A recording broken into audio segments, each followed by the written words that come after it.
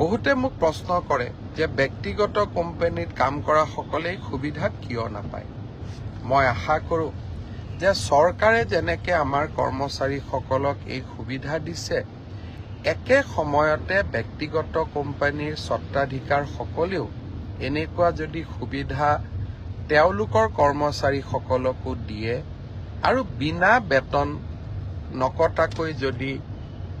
নকটাকৈ যদি এই সুবিধা দিয়ে, আমাৰ সমাজখনত মাতৃ পিতৃ বন্দনা এক সুন্দৰ নিয়মলৈ পৰিণত হ'ব।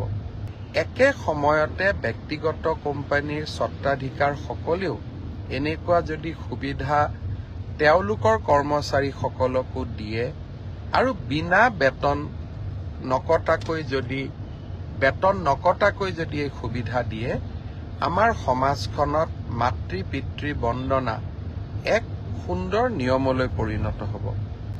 মই আজি সকলোকে আহ্বান জনাম, বিশেষকৈ বেচৰকাৰী কোম্পানী, প্ৰাইভেট কোম্পানীৰ স্বত্বাধিকাৰসকলক পাৰিলে আপোনালোকেও 7 আৰু 8 তাৰিখে কৰ্মচাৰীসকলক ছুটি দিব। মই দাবী কৰিব নোৱাৰো, কিন্তু আপোনালোকক মই বিনম্ৰতাৰে সৈতে অনুৰোধ জনাম।